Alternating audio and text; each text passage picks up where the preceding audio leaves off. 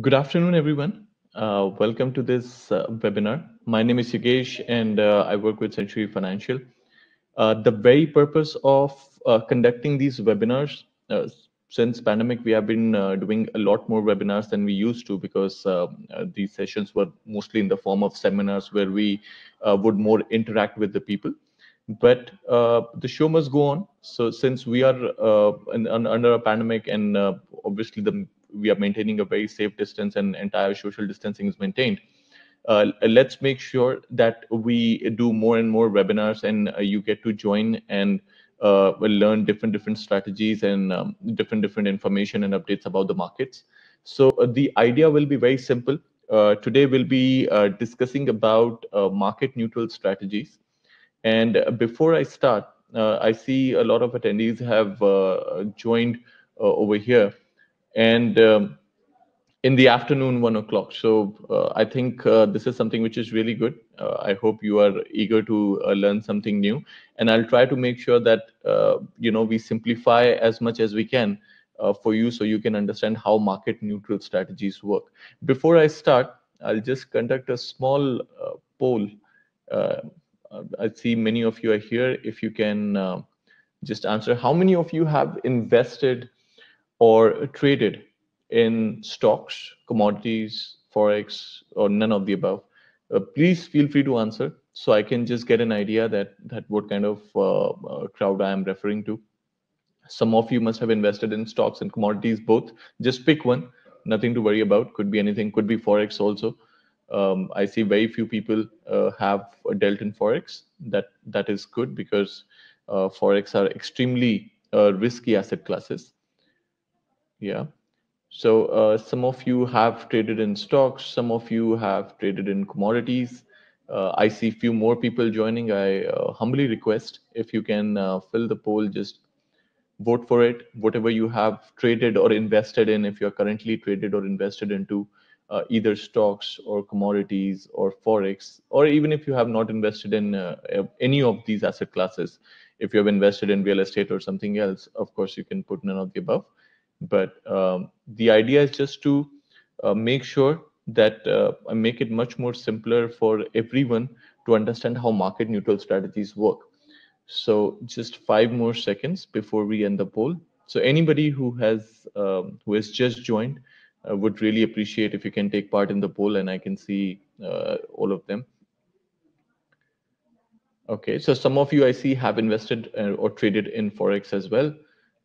Some of you have invested or traded in stocks, and stocks include global markets or Indian markets or any markets back home. So that counts completely. And commodities, forex. Okay, great. So I'm going to end the poll now, and I see still majority of investors, they have not invested in either of these commodities, but I'm sure you must be having investments somewhere. So coming back to the agenda of this particular webinar, in the next 1 hour we are going to cover different kind of strategies which are market neutral. Now please remember this: when I say market neutral, talking about one simple fact: every investor plans on diversifying their investments. And when you diversify, so when I say the word diversify, that means everybody wants to invest into different kinds of asset classes. Somebody wants to invest into commodities like gold, silver, oil. Somebody wants to invest into stocks. Stocks also are of different countries like US, UK, etc. And this has been seen a very effective way to navigate the ups and downs of the financial markets, right? You diversify in different asset classes, and if there are ups and downs, maybe you're making a loss in one, you are making a profit in another. So the ups and downs can be effectively managed, and your risk can be navigated. But sometimes what happens, the overall risk element, what we saw in the pandemic, we saw most of the equity market, most of the stock markets coming down, right? We saw gold prices going up. That's good. But then we saw not everyone invested in gold, because during the pandemic there was this whole chaos that what is going to be the next future. Will I have my job or not? Will I be able to pay my bills or not. So there is always a heavy resilience, a heavy reliance on two sources of return. Like either it could be stocks or it could be it could be bonds, it could be stocks, it could be different asset classes, but you expect a return from them, right? And if none of these asset classes gives you a return, so what happens is, let's take example of 2008. When 2008 crash happened, a few of you, if you would have noticed, and I'll show you on the chart also, that reminds me, let me just log on to our next generation live platform so I can also share with you uh, the live prices of what is happening, and this will help you out to understand further. Yeah. So, what we understood in 2008, I'm sharing the platform with you right now, and this will show you prices of gold specifically, because gold is one of the much talked commodities, and you will be seeing now. Yeah. Please let me know. I'm sharing my screen. If you're not able to see it properly, or if you're able to see it properly, just if you can give me a yes or a okay if you can see my screen properly. I'm much more used to and fond of a very interactive session, and I know it's a webinar, so we cannot all talk at the same time. But I would really appreciate if you just keep giving me a okay or a thumbs up. If you can see my screen right now, please give me a yes. Okay. Okay. Great. Great. So what I'll do is, at any point of time, guys, we are going through this session. If you have any questions of your own, please write it on the chat. I'll be able to see it. Most probably, I'll be able to answer it while we are doing it this session. Or if it is a bit different from the topic, then till the time session ends, we will talk about that particular topic as well, right? So now what you're looking at is one of our most interesting trading platforms that shows you live markets. So what I was discussing about, if you see gold prices back in 2008, here this is gold cash, okay, and I will go much back years ago, 2007 and 2008. So I want you to look at this phenomena here where my cursor is. From 2008, when markets dropped, gold prices also started dropping, entire 2008. And you will see gold prices going up in 2009. That means, had you invested in stocks in 2008, and if you diversified by investing in gold, because it's a common notion that gold acts as a safe haven. I myself have done a lot of sessions on gold outlook and how gold acts as a safe haven, but there is always a possibility that you expect returns from either of the asset classes, either from shares or from the gold. But in 2008, both gold and shares were down, and gold prices started rising during 2009, when we saw central bank, they reduced interest rates and they started doing quantitative easing. That, in simpler terms, means they started printing more dollars to increase the cash flow of, or to increase the flow of or supply of money in the economy. So that was something which was done in 2009, but in 2008 both the asset classes were down. So what does it teaches us? It teaches us the fact that no matter how you diversify, there is always a certain amount of risk, and risk is going to be, even in market neutral strategies, you will come through a lot of risk which can exist. But then the risk which we face in market neutral strategies are much more product specific or cost specific.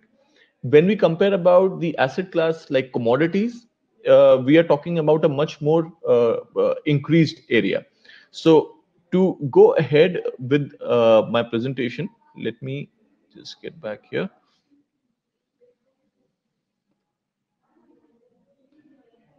Yeah.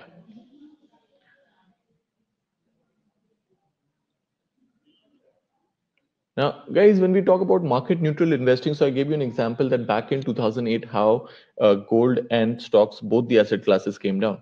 Now, that was because if we see gold prices as in the asset class itself, there was a lot of negativity among investors. People had already lost a lot of money in stocks. Perhaps the demand and supply of gold also got affected. So we saw both the asset classes coming down. Now, under market neutral investing, what does it actually means is uh, the idea for market neutral investing is very simple. If you see this chart, at the bottom you can see market risk, and then on the left side we are talking about security specific risk.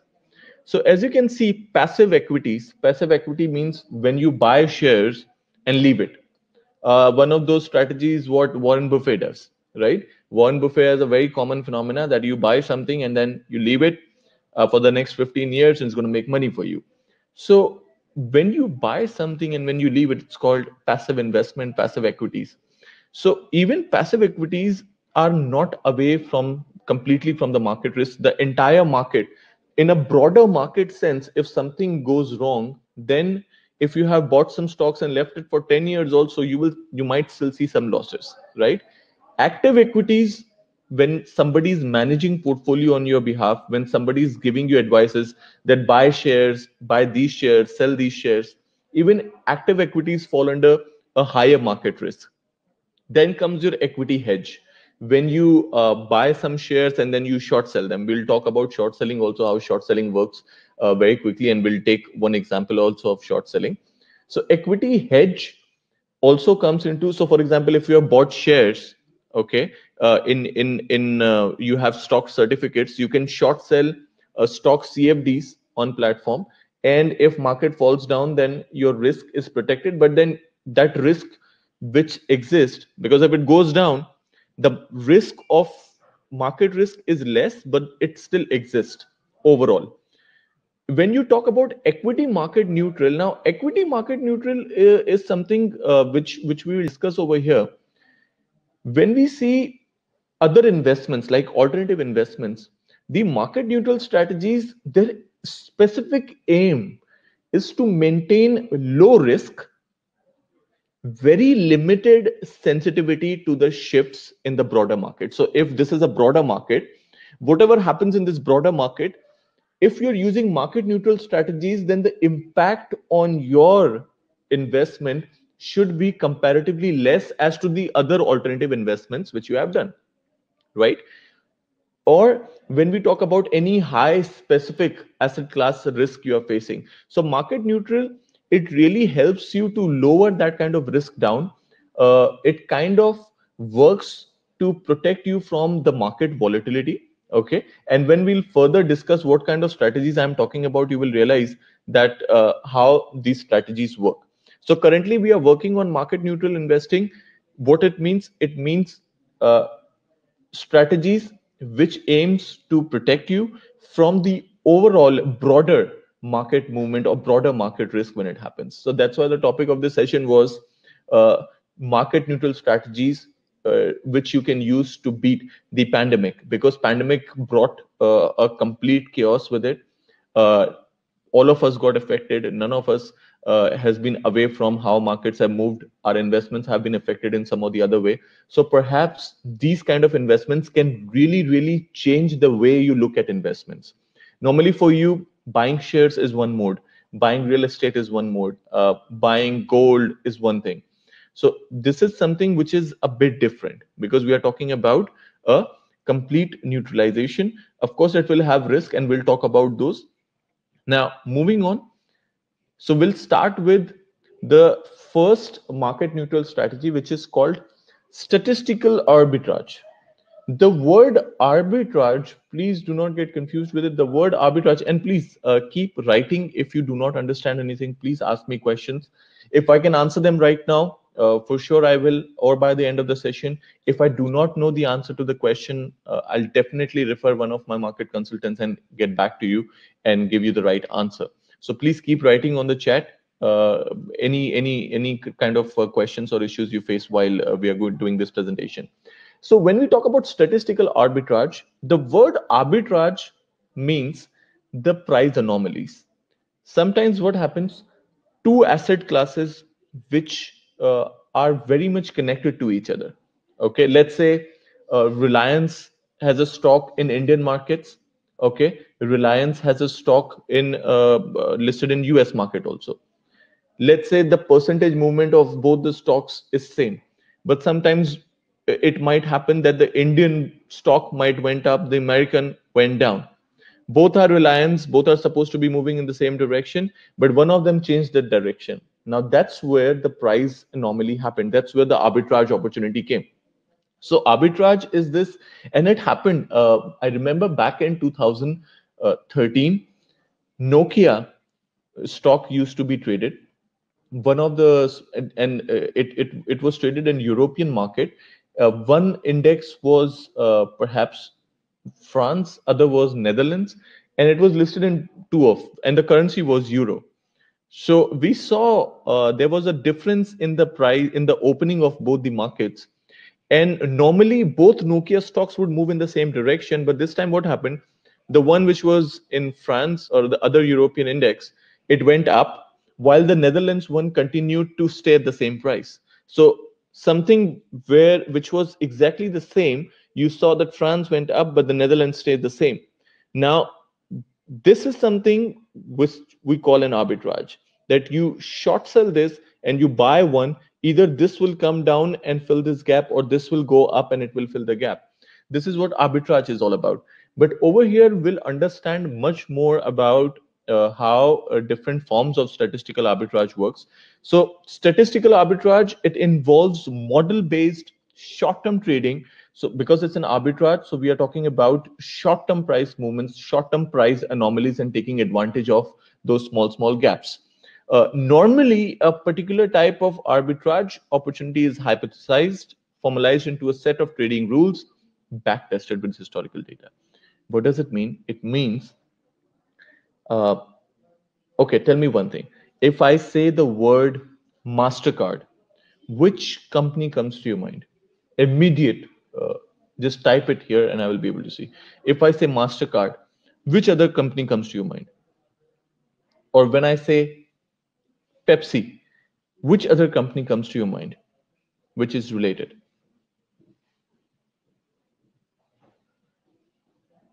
Okay, I'm getting different answers. Please go ahead, please keep saying. When I say the word MasterCard, which is the other related company comes to your mind? Okay, okay. Some of you said, yeah, Visa. Similarly, when you say Pepsi, it comes Coca-Cola. So like this, these are why it comes into your mind this much, because these both are so related companies in terms of related together in terms of what? In terms of their target market, the geographical establishment of their companies, the product which they provide or the service which they provide, the challenges which they face. They face the same regulation, they face the same challenges. It's not like Coca-Cola is allowed to put something into their drinks and Pepsi is not. It's the same thing, right? So we have seen most of the time. So what a pair of a set of research will be doing, they will be analyzing the movement of these relatable assets for the last 5 or 8 years. And they will see that throughout 1 year, if Pepsi grew, say, by 10% and Coke grew by, say, 10%, so both of them moved in the same direction, right? If I am tracking the movement of both the stocks in last 10 years, and on the 11th year, I see that Pepsi is up by 10%, but Coke has fallen down by 5%.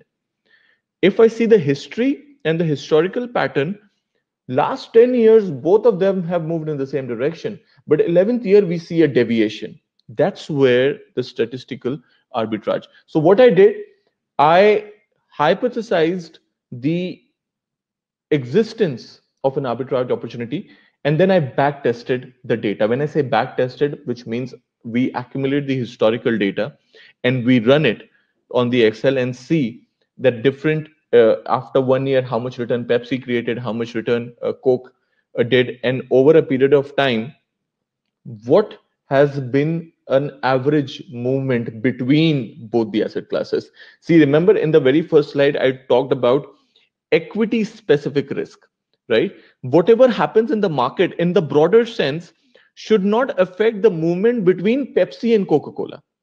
It will affect individually Pepsi, it will affect individually Coca-Cola, but the movement between this gap between both the stocks should not get affected what happens in the market, because either Pepsi and Coke will come down or it will go up, right? What happens around the market, it will affect both stocks individually, but the movement between them is what market neutral strategies are all about. I hope I'm clear about this.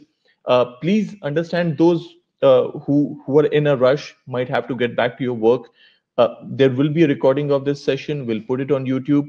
If you want to know more about market neutral strategies, you can talk to your relationship managers, and they will book one-on-one session of yours, absolutely free of cost. And we can sit one-on-one over Zoom, or you can come to the office and we can discuss more about this. But I hope you're getting the essence of the strategies. It's all about the difference between two relatable products, right? This is what also we call pair trading. Okay. Now, pair trading is something, as the word suggests itself, uh, pair, which means it involves simultaneously buying and selling short stocks of companies in the same economic sector or peer group as defined by the manager. Typical correlations are measured and positions are established when current prices fall outside of a normal band. So, as I said, if I am seeing last 10 years that Pepsi and Coke has this much gap and they move along, and the time comes on 11th year, we see that Pepsi went up further and Coke went down further. So this gap increased. Now that's where the arbitrage opportunity is. The asset class which has underperformed, which has gone down, I will buy it. The one which has gone up, I will short sell it. So either this will come down or this will go up. But our expectation that gap again will come back to its historical presence, right? Now, this is the assumption which is taken in the pair trades. And then obviously there is a historical analysis and backtesting of data, which can always be shown to you. Uh, Positions which are taken can be of equal dollar amounts. If the price of two things or two companies are same, then the number of shares should be equal, which you buy and short sell. But if the prices are not same, then equivalent amount in dollar terms, $50,000 buy, $50,000 short sell, different asset classes. Let me give you one example of short selling. If you understand how short selling works, let me just see it my best way to understand. Sorry, edit.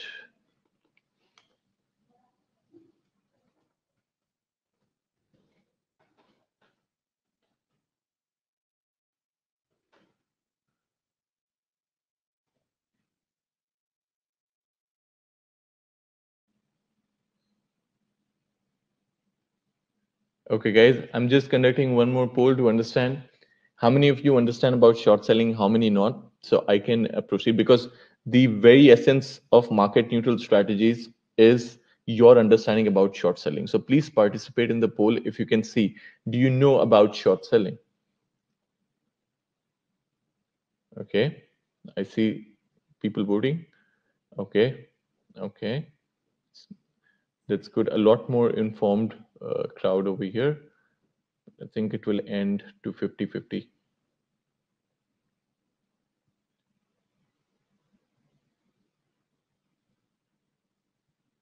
Okay. Right, guys, 5 more seconds. I have to wrap up the session in the next 30 minutes. So let's make the best out of this time. Okay, so I'm going to end this poll now. One more vote can make my life a bit more simpler, because right now I see 50% of you know about short selling, 50% of you do not know. So I'm going to explain it. So how short selling works is, it's a very unique phenomena, and yet very much used now in financial markets. I'll take you back to the trading platform, and I can take a live example of how short selling works. Right now, I hope everybody can see the platform here. Short selling is means that you borrow. So short selling is meant for taking advantage from the falling prices. We all know how to take advantage of the prices when they are going up. If gold prices are expected to go up, you buy gold, it goes up, you book a profit. What happens when if gold prices are already high, but you're expecting for it to come down? Take the chart, for example, what you look right now went to all-time high to $2080 per ounce, and then it came down to 1918. What now if you expect prices to fall down? So what you can do is within the platform itself. So this is your buying price, this is your selling price. All you have to do is when you select sell, you are kind of requesting your broker that, hey, how about I want to borrow around 100 ounce, so 100 units will be equal to $191,000. I want to borrow 100 ounce of gold from you. Okay, so you borrow this 100 ounce of gold from the broker and sell it live in the market. So you are selling something which you don't own, which you don't have it, but what you actually do, you borrow it from your broker. Now, when you borrow it from your broker, you borrow and you sell, which means you did not pay to the broker anything. You just borrowed it and you sold it. So when you sold it in the market, if price comes down, you go and buy it back. So right now, if you have sold it at 1918, imagine if price goes down to 1900. That means when you sell something, you receive money, right? So when you sell gold, you receive $1918. When you go back and buy it back, and imagine prices have fallen down to 1900, with your 1918 which you have received by selling it, you pay 1900 and buy it back, keep $18 as your profit, and give gold back to the broker whom you borrowed from. And that's when this transaction is complete. So if you see right now in your platform, in the platform which I have shared with you, go to my positions. See, sold 100 ounce of gold at 1918. Right now, the buying price is 1918.70 cents. So this small, occasional green which you see right now, this is your profit because the buying price is coming down than your selling price. So that's how short selling works. Now, the essence of short selling is you taking advantage from the falling prices, right? Which means if you are expecting Coca-Cola to come down, you will short sell Coca-Cola stocks. If you're expecting Visa to fall down, you will short sell Visa stocks. So if you're expecting one asset to come down, you can short sell. And if you're expecting another asset to go up, you can buy. So whenever this big gap comes in, you short sell one, okay, and you buy another. Idea is that the gap will reduce, right? Or normally, if you have seen gap is mostly bigger, right? And today it has come down, then you can buy this and you can short sell this. So either this will come down, you will make a profit, or this will go up and you will make a profit. So mostly in pair trades, one leg could be in a loss and one leg could be in a profit. But the expectation is the profit in one leg will be higher than the loss in another, right? I'll share some flyers with you. We'll do this together and then you will understand more, right? Any guys, again, if you have any questions, please let me know. I'll answer this. Again, getting back to another kind of pair trade. So we talked about pair trades. Pair trades can be, let me show it here. So there can be different kinds of pairs. We talked about stocks individually, right? So let's say I'm talking about MasterCard. Right now, guys, US markets is closed, so you won't be able to see the price flickering. But this is the last closing price for MasterCard, $347 per share. And you can see the movement of MasterCard over the last 3 months, how it has been. Then comes Visa.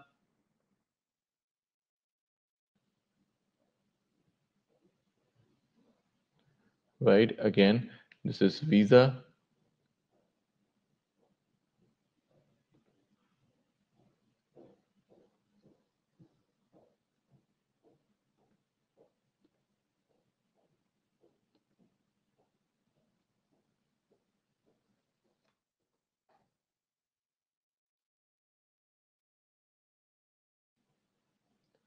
So there is order ticket 1, and then there is 2.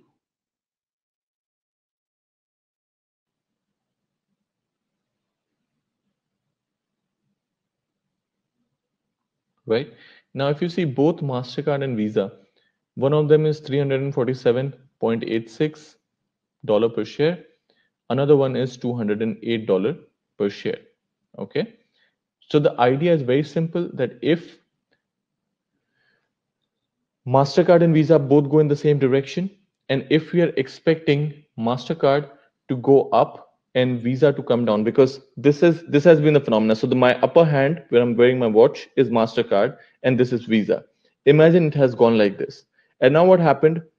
MasterCard went up and Visa stayed at the same place. So now this gap is big.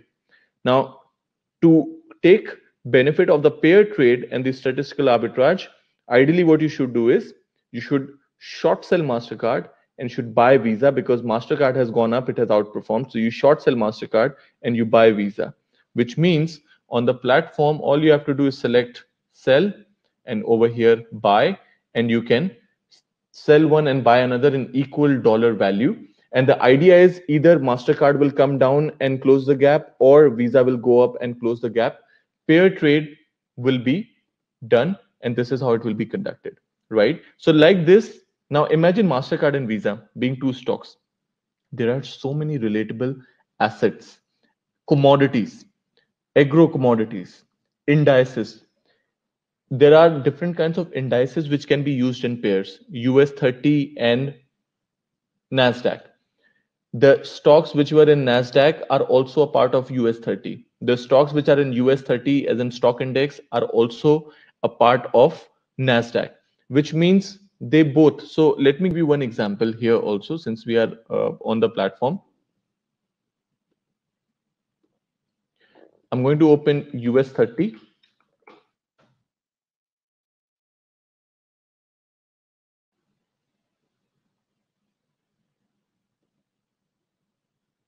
Okay, now just look at this. Now there are a lot of different stock market indices, guys. So I'm just increasing the size of this so you can clearly see. One is US 30, which is your Dow Jones Industrial Average, US stock market index, which tracks mostly the blue chips of the country. Now this is S&P 500. This also is a global benchmark. It's a US stock market index, and it may include the stocks which are in US 30 because S&P 500 has 500 stocks. Then comes Nasdaq.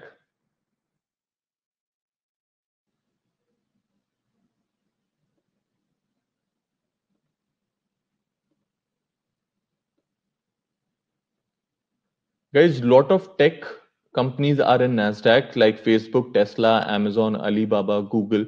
So tech, without a doubt, has outperformed not only the pandemic but still outperforming a lot of asset classes. Last but not the least, I will also add small market value companies of US, which is in an index called small cap index. Okay, so US small cap.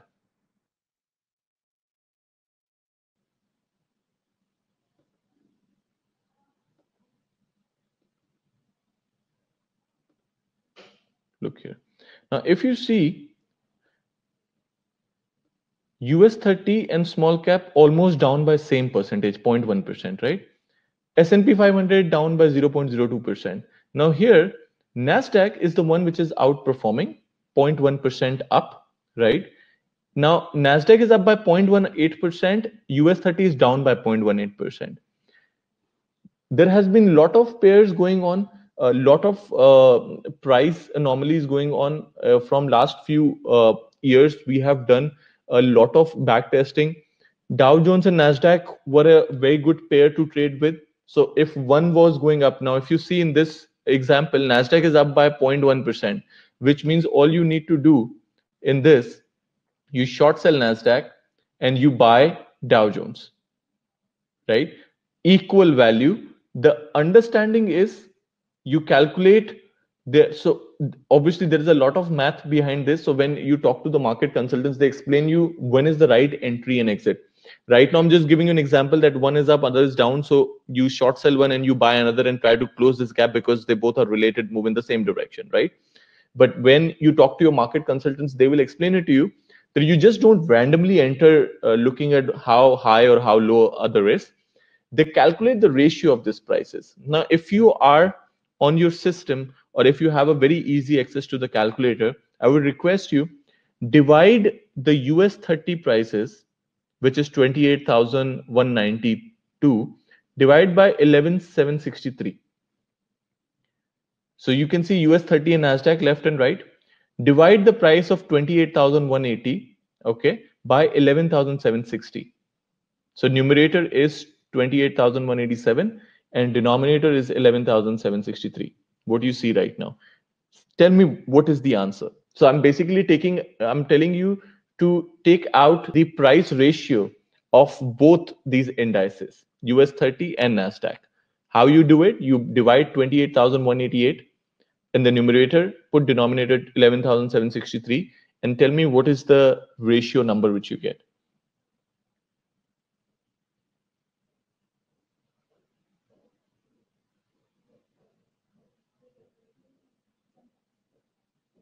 While I will calculate in my phone as well. 28,194 divided by 11,764. Okay. Okay. Some of you said 2.4, some of you saying 2.3. Obviously, the prices are changing. So yeah, 2.39, 2.4, right? Now, very carefully listen to me. And again, what I'm telling you examples, these are for illustration, hypothetical purposes, but just try to understand the concept. Obviously, after I tell you this, you're just not going to directly open the account, put money, and do the pair trade. There is a lot of understanding which needs to be done before you enter, the risk involved and what else can be done. But imagine now your answer is how much? 2.4. What if I tell you that in last, say, 6 to 7 years, we have back tested this price ratio between US 30 and NASDAQ on several occasions, and most of the time the average mean or the average ratio is around 3.2, which means this is the main ratio, 3.2. Okay, it can deviate on the positive side, say 4, or can go 2, but this is the extent of it. If it reaches 2, you take a trade and it comes back to 3. If it is 4, again you enter, take a trade, it comes back to 3. So it's based on a standard deviation model that the mean or the mean ratio between both the prices is around 3. So now if it is 2.3, which means you enter and wait till it comes back to 3. And how do you enter? If you're expecting ratio to go up, which means you are expecting the numerator to go higher or the denominator to come down, right? So you buy US 30 and you short sell NASDAQ, because either this will go up or this will come down and the ratio will increase. Now you understand what I meant, right? Now, like this, imagine how many pairs exist. And by the way, let's revisit what I said in the beginning. In a broader market sense, pandemics, trade wars, Brexit referendums, in a broader market sense, it doesn't mean what happens to the market. It will impact NASDAQ also, it will impact Dow Jones also, but individually, okay? The price gap between them, again, depends on the statistical availability of it. For example, if the difference between the ratio is 2.3, whatever happens in the market, if both indices come down, US 30 and NASDAQ both, but if the ratio remains the same, then you are not facing a loss. You understand? Because your trade is ratio. So today, if you calculated your ratio is 2.4, okay, you bought Dow Jones and you short sell NASDAQ. Tomorrow markets crashed, pandemic happened, second wave came and markets crashed. Both Dow and NASDAQ came down, but the gap between them is still same, right? 2.4, 2.4, 2.4. It's coming down, it's going up. It's coming down, it's going up. So both the indices are getting affected, but the gap between them is not. That's what market neutral strategy is. That is why a portion of your portfolio should be dedicated towards these kind of strategies as well. Now, I just showed you one hypothetical scenario between US 30 and NASDAQ. Now, I'm going to share you the strategies which we have prepared and which you can see. Again, do not just see the strategies and end this session. Let me also cover the risk element behind this, which is much more important. So this is your pair trade, right? Another kind of trading, another kind of statistical arbitrage, which we can see. Sorry, just one second. Yeah, sub trading. Sub trading is also a specific kind of statistical arbitrage. Uh, Involves simultaneously buying and selling short stocks of a parent company and its subsidiary, depending on short-term discrepancies. Similar what I told you between Nokia, which was both the stocks of Nokia, which were in different indices, right? So sometimes there could be price anomaly between them, and you can take advantage of that by buying one and short selling another. One more thing, and this is something which is going on live a lot of times, and you can see it for yourself. Multi-class trading.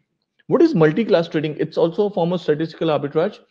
It involves simultaneously buying and selling short different classes of stocks of the same company, typically voting and non-voting or multi-voting and single voting share. If you know about stocks, and you can always verify and read about this, there are different classes of shares. Like if you see alphabet, there's alphabet A, there's alphabet C. A class, so either of the class, one of them is a class of shares where the shareholders may be allowed to vote. Another class of shares, the shareholders are not allowed to vote. But then they belong to the same company. It's a different privilege, right? And they both trade separately, but it belongs to the same company. And most of the time, the movement is always same. Okay, the prices are almost same. Sometimes this gap increases, and there have been opportunities numerous times between alphabet A class and alphabet C class. The price gap, whenever it reaches to 8, most of the time it has reached to 8 or 9, we have seen it this gap reducing, which means if alphabet A has gone up and alphabet C has gone down, or just stayed at the same place, and there's a $8 difference or $9 difference, you short sell alphabet A, you buy alphabet C, so the gap again reduces and the prices converge. So this is called a multi-class trading. Okay, with so over here in Century Financial, the market consultants will be actively looking around different classes of shares also to present you with opportunities that how the multi-class trades can be executed, right? Again, guys, any questions if coming in your mind, please feel free to type. I'll try to answer. Next is your, and again, I'm just reading out right now. I'll be showing you a lot more strategies. What is fundamental arbitrage? Now, there is fundamental arbitrage. Fundamental arbitrage is what in India, if you have friends who are trading in India, or if you are trading in India, you must have be familiar with the concept 80-20. 80-20 strategy works a lot in Indian markets and different markets itself, not just in Indian markets. What it does is, in a specific basket or in a specific index, you buy the highest performers and you short sell the ones which are not performing, and which have the less weightage in the index. So the concept is very simple: leaders versus laggards in the same basket of stocks, which has so. Okay, now let me share this information with you. We are done with the fundamental arbitrage, so now I can easily share these flyers with you. Let me start with fundamental arbitrage since we are discussing about this. Okay, I hope everyone can see. I have shared this. Sorry. Okay. Okay, guys, give me a quick yes if all of you can see this PDF. A quick yes, because I see a lot of flickering is happening in the PDF. I just want to make sure that you're getting an unobstructed view.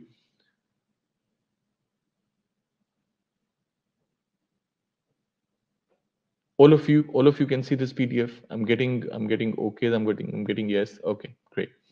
Now,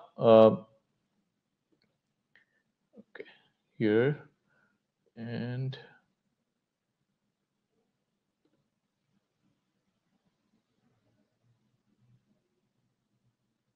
yeah. Now, guys, this strategy is very simple. We have a product called a share basket. Okay. Now, the share basket are from different themes.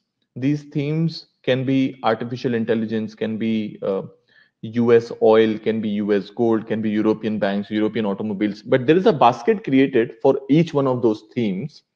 And the companies which are related to that particular theme are put into that basket.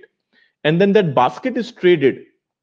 You can buy and sell the basket collectively rather than going individually and buying the shares of those companies. For example, when I say the streaming share basket, now the streaming share basket has companies like Amazon, Apple, Google, Sony, Fox, AT&T, Viacom, right? These kind of companies. Disney, for example. So as the word streaming, I'm sure everybody must be aware about streaming and the impact of streaming on the current market scenario. We are talking about companies like Netflix, Amazon Prime. Apple is also coming up with the live video streaming, and there are a lot of companies. Walt Disney has come up with Disney Plus with all the Disney content. So, like this, there are a lot of streaming companies, and then there are a lot of companies which are not into video streaming. They still follow the traditional media, and they are the part of this basket too. So now this streaming basket has some leaders, okay, and they have some laggards. Laggards means the performance of which their weightage in this basket is less, okay. And if you see their performance in the past few years, let me show you.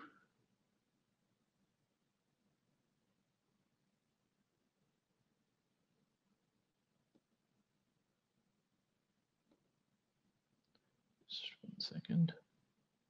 Yeah. Now here,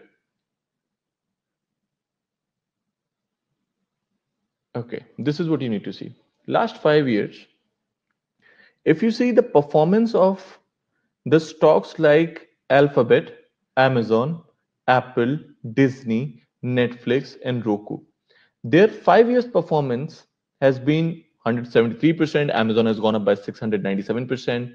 Apple has gone up by 170%. And by the way, this flyer, this data is as of, I think this flyer was made on 11th May 2020. Yeah.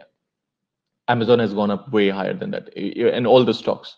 If you see Disney, Netflix, all the stocks have rallied from that point. So you can imagine these numbers must be much more higher. So if you see the 5 years performance of the leaders, Alphabet, Amazon, Apple, Disney, Netflix, Roku. So these are the leaders in this basket, which have the maximum weightage. The concept is you buy the leaders and you see the last 5 year performance of the laggards like AT&T, Comcast, Fox Corp, Viacom. Most of the time they have come down 14% negative, 26% positive, negative 39%, negative 70%. Okay, in last 5 years. So the average growth of leaders is 383%. The average growth of laggards is 24% negative. Now, the strategy, what I was talking about, the fundamental arbitrage, what does it say? It says very simply that you buy in the streaming basket. Okay. You buy this index, which is called the streaming basket, but you short sell the stocks which are the laggards. And which are the laggards? AT&T, Comcast, Fox Corp, and Viacom. These four stocks you short sell and you buy the basket. So when you buy the basket, the maximum exposure is of Alphabet, Amazon, Apple, Disney, Netflix, Roku. So you're buying them. And what are you short selling? You are short selling AT&T, Comcast, Fox Corp, and Viacom. Why? Because they are the laggards. In last 5 years, they have shown not a very high growth. In fact, most of the time negative. So when you buy this and you sell and you sell these, so the idea is over a period of time, whatever happens, we might still expect the leaders to grow and laggards to go down, right? So if you short sell the laggards, you make profit in short selling. You are buy on leaders, you make profit on the leaders. This is called, guys, fundamental arbitrage. And the strategy was for 11th of May. Obviously, we are not an asset management firm, so we would not be sharing right away that what has been the performance. But if you come to the office, and we can track it down how it works out, how it did in last 3 months. You'll be able to see even how the strategy has performed. So because that is something which I am not supposed to market it, but that is something which I can always share it with you on one-on-one basis, that how the strategy has worked out, right? So this is one form of arbitrage. Again, let me just read it out very clearly for you how this worked out. The rationale of the strategy is very important. Based on the current market strength of the leaders and their dominance, going forward, market dynamics and the individual company profiles may change. This could probably result in laggard stocks becoming new leaders and thus overperform the current leaders. These are your risk. Okay. So as I said, just don't look at the flyer and go ahead and do it. Understand the risk. What we are looking at is the current market scenario. And in the current market scenario, we see leaders doing really well, laggards going down. So we buy one, we short sell another. Global video streaming market size was pegged at $42 billion, compounded annual growth rate of 20% over the coming decade. So innovations such as blockchain and AI are expected to give further boost and impetus to the industry's growth. That's why the stocks like Netflix, Apple TV, Disney, Google, etc., these kind of companies have performed well in the last 5 years and expected to go higher. While when we talk about companies like Viacom and Comcast and Fox Corp, historically their performance is not that great in last 5 years. They have not performed up to these standards. So you buy the streaming index, and Amazon and Alphabet, 94% of the streaming index is these companies, while the 6% of the streaming index is AT&T, Viacom, Foxcorp, and Comcast. So you short sell the laggards, you buy the leaders, and this is where one of the fundamental arbitrage strategy lies. Now, guys, this is not connected to what happens now. If the pandemic comes in, the possibility Amazon will also go down, Foxcorp will also go down. But which will go down more? If you are buy on Amazon and if it comes down, you lose. But if you're short sell on Viacom and if it goes down more, then you make money. So you see how the market neutral is kind of giving you an idea where a fall in the market also can at least minimize your risk and losses, right? This was strategy number one. This was about stocks. Let's discuss a bit about what happens in cases of commodities. Let's talk about, I will share another strategy with you guys. Let me start with,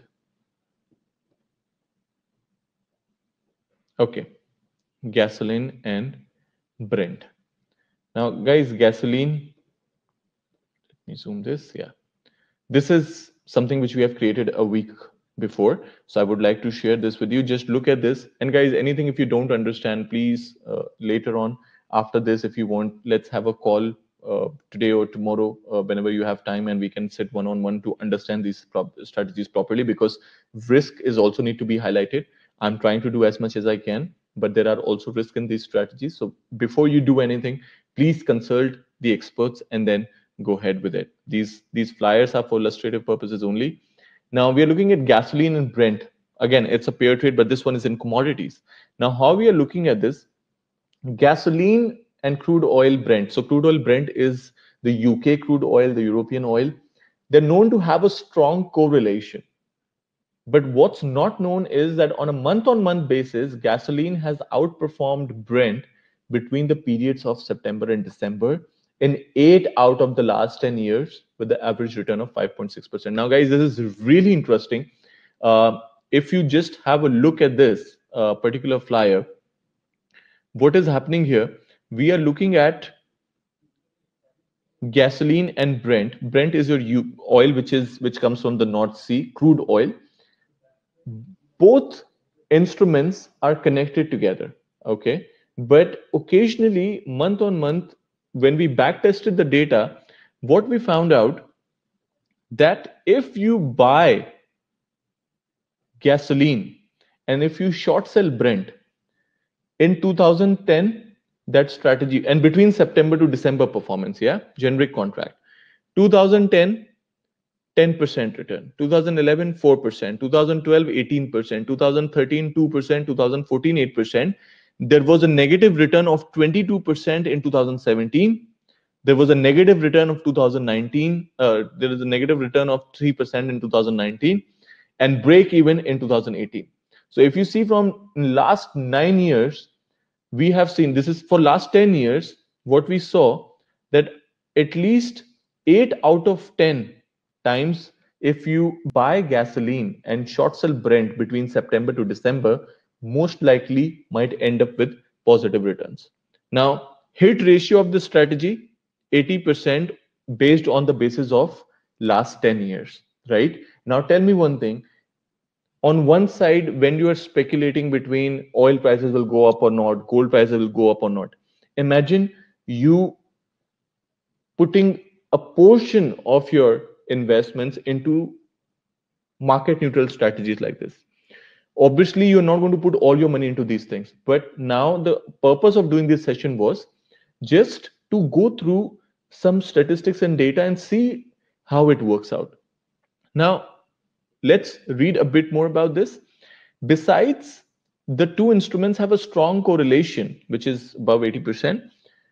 There's a huge deviation in the ratio from the historical average. And when I say ratio, that means now you know how to calculate the ratio.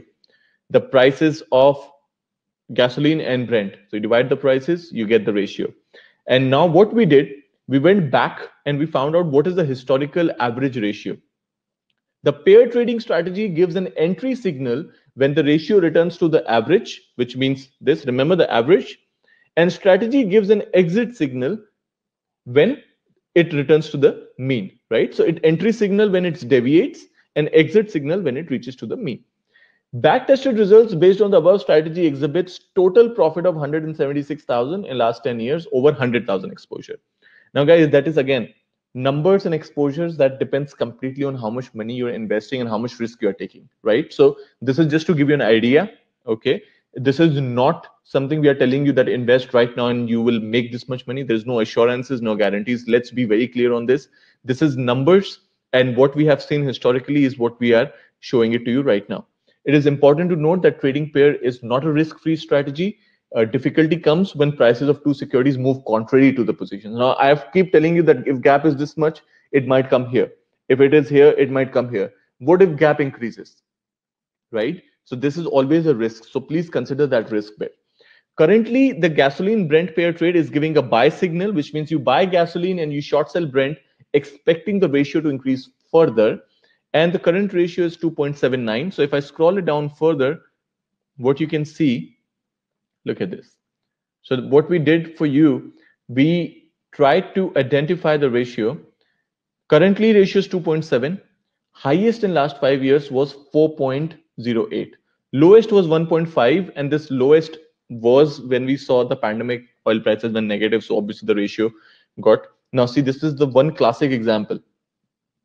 When ratio was 1.5, oil went negative, right? From 1.5, it went back to 2.7. Now the highest, again, if you see in last 2015 to 2020, last 5 years, we have seen numerous times those green dots, if you see, many times it has come around 2.7, 2.7, 2.7, it has bounced back. With an exception of the pandemic in 2020, that's where the risk element comes in. A pandemic, and it screwed the ratio also. So we have to understand that there are risks involved, but then this is the game of possibilities, numbers and probabilities, right? Better than speculation, obviously, but is it risk-free? Absolutely not. There are risks involved, and to understand them, of course, you can have a one-on-one sessions with the financial experts and will help you out. Now, this was about gasoline and Brent. Hit ratio, very important to see. Hit ratio of the strategy is 61%, right? So what we have done is, we have done the number of trades in last 10 years. There will be 105 opportunities. Profit and loss in last 10 years, 177%, right? So if you do it, divide by 10, you will get your average return. But understand it, what we have done here, on 100,000 exposure, maximum loss which we could face in 10 years would be 40,000, 39,890. That's your max drawdown, which means 40% loss is the highest what we have seen in last 10 years. Okay. And 8 out of 10 times we have seen the positive returns if you buy gasoline and short sell Brent in between September to December. So this is the statistics which we are providing to you. Another thing. Now let's also see Another ratio trade which is going on with gasoline right now, Brent is one which you saw. There is another one going on between low sulfur gas oil also, which is also a byproduct in energy. So if you see this, again, this is also recently something what has been prepared. Gasoline and low sulfur gas oil have had a strong correlation historically, but an instructing fact to note is a month on month basis, gasoline has outperformed low sulfur gas oil between the period of September December in 7 out of 10 years.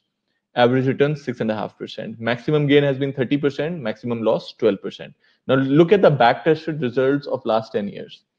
2010, so if you basically buy gasoline and short sell low sulfur gas oil, 2010 16%, 2011 3%, 2012 22%, 2013 1%, 2014 -1, 2017 -12, 2018 -5. Now this time the hit ratio from 80 has come down to 70, right? But we see that 2015 we saw a high return as high as 30%, okay, and we have seen the lowest in last 10 years is 12%.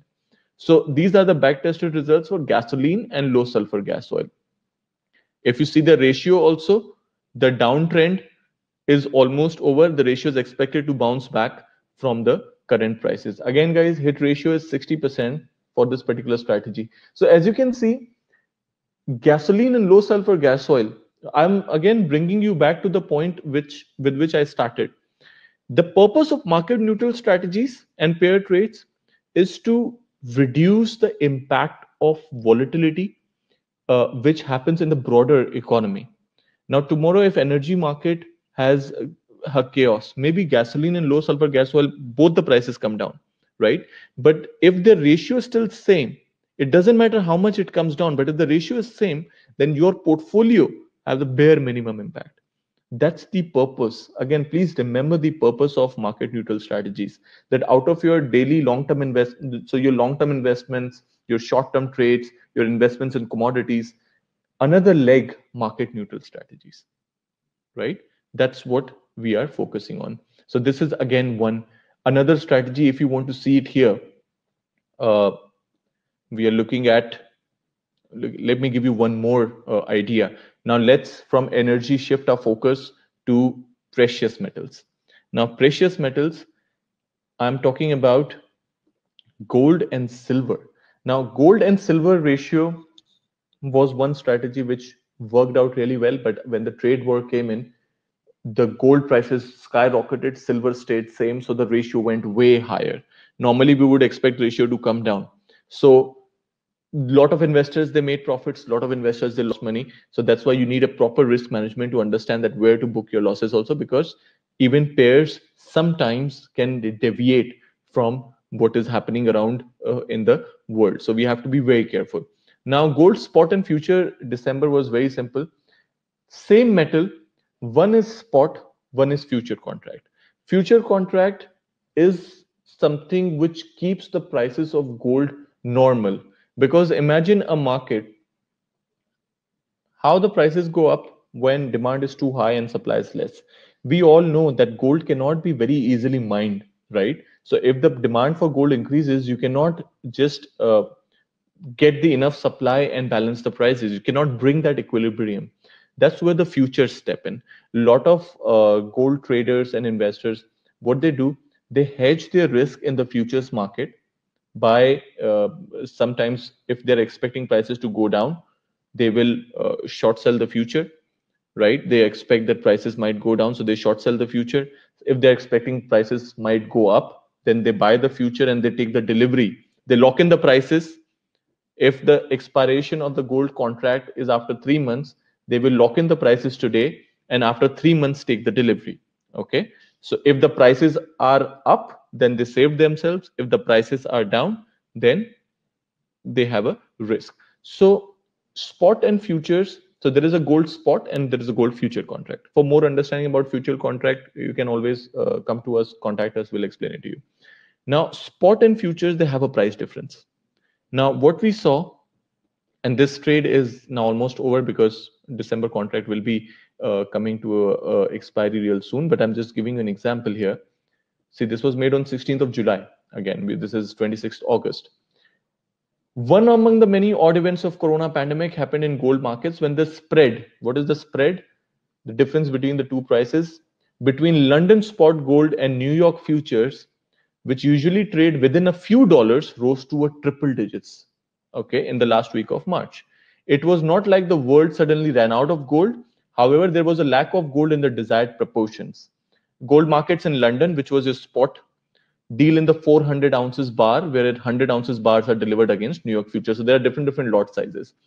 Coming forward to what has happened is, if you see here, the graph which you see is the difference between gold spot and the December, which on intraday basis we saw $70 as well. But a resistance had formed around 28 or 30, which means when the gap was $30, okay, you could short sell gold December and buy gold spot and wait for this gap to reduce. You'll be surprised to know, if you see right now, since we are live in the market,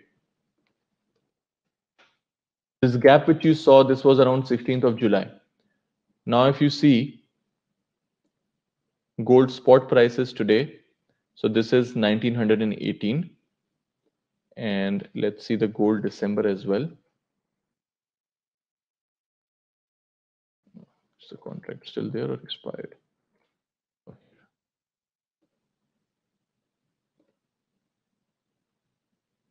Guys, look at this. This is in front of you. Look at the spot and the future prices. Spot, which is gold cash, is 1918. Gold December is 1923. $5 difference. And if you go, 1 second, you were not able to see the platform. Let me switch to the platform.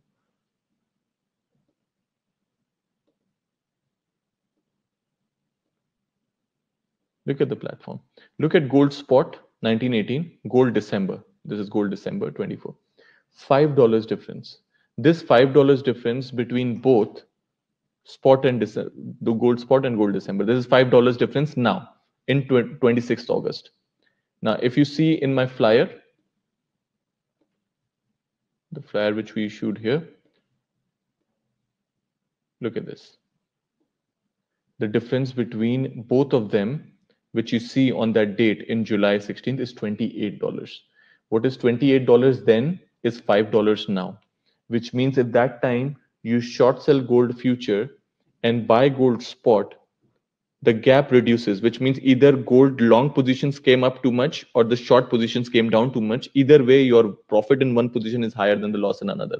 And in between this, gold markets went to 2082 and came down to 1900, went down to 1880, went back to 1950, right? But the investors who did gold arbitrage, their risk on the volatility, their risk on a broader market was reduced to a certain point because they were trading on the spread. They were not trading on the gold prices.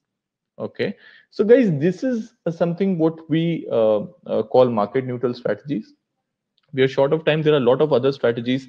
There are strategies very quickly. If I can show you before I finish this session, we did in stocks, indices, we did in energy commodities. We conducted the same strategies here in gold. Very quickly before I leave, I'll show you something which has been going on between the agro commodities also, showing you oat and corn. Oat and corn. We are expecting oat productivity, the crop yields are expected to fall. So expecting oat prices to slightly go up while the corn supplies are still in abundance. So the corn ending stocks are marginally higher. So the oat corn ratio has come to the 0.8 level, which is mostly a support. So we are expecting, if you see from 2012 to 2020, if you sell corn and you buy oats, how much net returns you would make in 2012, 2013, 2014, right?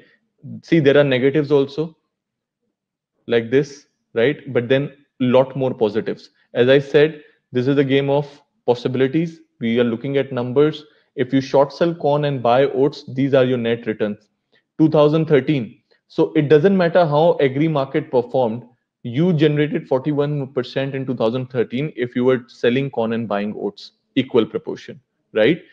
Total returns, since if you see 2020 till July end, year till date, July end, the return was 16%.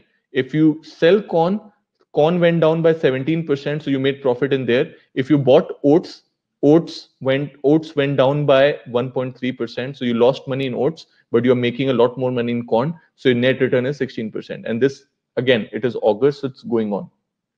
So guys, these are a few strategies which you can do with agro commodities, which you can do with energy based commodities, you can do with precious metals, you can do with, rather than taking an independent speculative trade, you can go for these market neutral strategies. And again, guys, please understand, talk to your financial consultants, talk to your experts, and then proceed. You want to have a one-on-one session with me to understand this, please come to the office, or we are on Zoom. We can always be online on Zoom, and we can conduct these sessions with no hesitation. We can tell you what are the risks involved, because now the agenda comes in, is there any risk, right? So when we are talking about the element, is there, what is the risk element over here? If we are talking about market neutral, it saves us from something. See, it saves us, it does reduces the risk of we being exposed to the broader market, right? That's what the first thing I started with.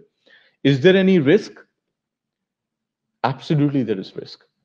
Sometimes the cash commodities, most of the times the cash commodities, they come with storage cost, right? Because if you're buying something right now, the storage cost is added, because on the exchange, if somebody is buying something right now, you would keep it in a warehouse, so there will be a storage cost on top of it.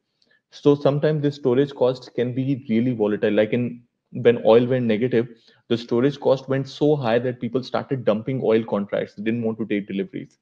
Also, another risk which you face is between the movement between the two commodities, or the two indices. If Dow Jones and Nasdaq has been together like this, maybe a news came which put Dow Jones completely, or if this was Nasdaq and Dow Jones, now I see Dow Jones is down, Nasdaq is completely going higher, and it continues to go higher. Why? Because tech has outperformed all other sectors in pandemic, and Nasdaq has much more tech exposure than US 30, right? So Nasdaq has, this gap is increasing. So when is the exact point of entry and exit? So you will always be exposed to a certain amount of risk, but through market neutral strategies, we try to eliminate, not eliminate, but the correct word is we try to reduce the impact on your portfolio of the events which take place in the broader market. That's the purpose of market neutral strategies. uh, you have seen the historical returns, you have seen the historical risk.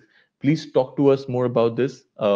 If you have any questions about these kind of strategies, me and my team will be very happy to answer it. Uh, Please, if you like the session, you did not like the session, any feedback if you have, do review Century Financial on Google. We are working really hard to provide clients a lot of experience in understanding these strategies. We are doing investor education weeks. We do a lot of webinars. Our primary uh, objective is to empower the clients to help them more informed decisions. Okay, so please, if you have any other questions, let me know. If you do not have any questions, thank you once again for coming. uh, please be safe.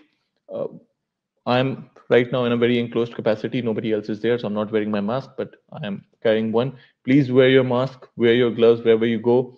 Uh, let's not be very careless. Uh, be very careful. We'll meet really soon. We'll meet once again in our office or on Zoom. Stay safe. Most importantly, please manage your risk well, talk to your experts, and stay invested. This is a very important thing. You need to stay invested. Do not get scared of this is a very important thing. You need to stay invested. Do not get scared of what is happening in markets are volatile. If there is no volatility in the markets, there would be no buyers and sellers. Volatility comes with a very good opportunity also. Just manage your risk well and talk to us, and we'll try to assist you in reducing down your risk. So this is Yogesh once again. Thank you so much for being a part of this session. The recorded session will be uploaded on YouTube. If you have any questions, please talk to your relationship managers, and we'll be available for a one-on-one session. Thank you so much. Stay safe, guys.